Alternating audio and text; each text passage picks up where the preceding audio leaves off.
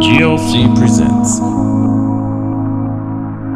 a Studio B production, brought to you by the donations of our faithful partners.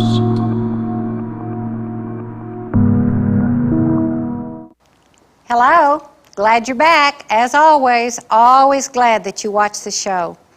Let me know what you think. Email me. It tells on here how to email me. I'll write you back. I like to know that God is touching your life through these shows.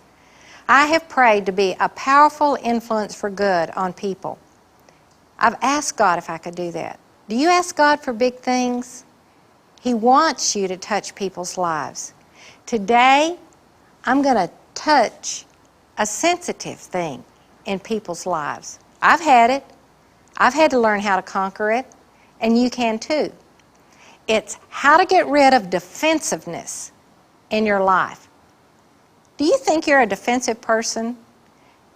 I never really thought I was. But I had a good friend in my life who really listened to God. And she would try to tell me things that God wanted me to know for my life. She would try to talk to me about things. And she would say to me, "Now, Betty, don't get defensive, but listen to me. Just calm down." And when she began to say that to me, I think, what's she talking about? I don't think I'm defensive. But then I began to listen to how I had answered her previously. And she would say things to me, and I would have a reason why it was okay that I felt that way. Or that was a touchy subject. I never even knew I had it. Do you know you have blind spots in your life? Look at this. Here's my hands. Can I see anything outside my hands? On each side of my hand? No. They're blind spots. And if you don't have good friends in your life that will love you the way you are, but not let you stay the way you are, then you're going to always have those blind spots. And God will see to it if you let Him. He'll give you people, because it's really God that's saying, here's something you need to correct. Let me give you some of the signs of a defensive person. Listen to this. You're never wrong. You find it hard to get close to people. You're unteachable. Your past hurts always cause you to keep your guard up. That was mine.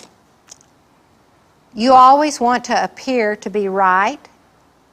You're defensive over your children and other people that are important to you. You have trouble receiving correction. You're overly hard on yourself when you make mistakes. That's me. You respond to suggestions as if you already knew that. In other words, you're that person that says, I know. Or you don't even give people time to speak because you're so busy keeping that guard up. Yeah, but. Yes, but. That's a sign of defensiveness. You always blame others rather than assuming the blame yourself. Here's one. You quit jobs if you know you're going to be exposed. You can't handle the failure of making a mistake. You rarely reveal what's in your heart. Now, I was like that too. I look like a real open person, and I am. I try very hard to be transparent.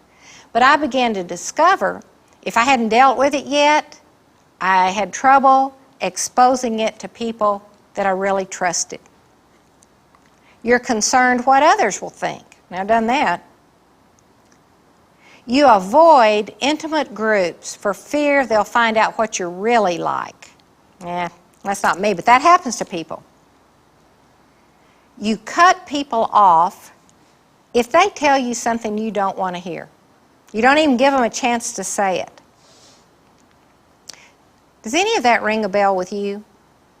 Have you discovered that about yourself? Well, it is kind of a touchy subject. And I want to talk to you about it because you can get rid of it. It's a self-protective device that you're using. And when people use it, they think it's the only way to protect themselves, is to be defensive. And like, have you ever seen a mother defensive about their child? That's the mother that the principal calls home and says, your child did this in school, and this is going to be the punishment for it. And instead of bringing your child home and saying, did you do that? Why did you do that? And we're going to deal with it at home too.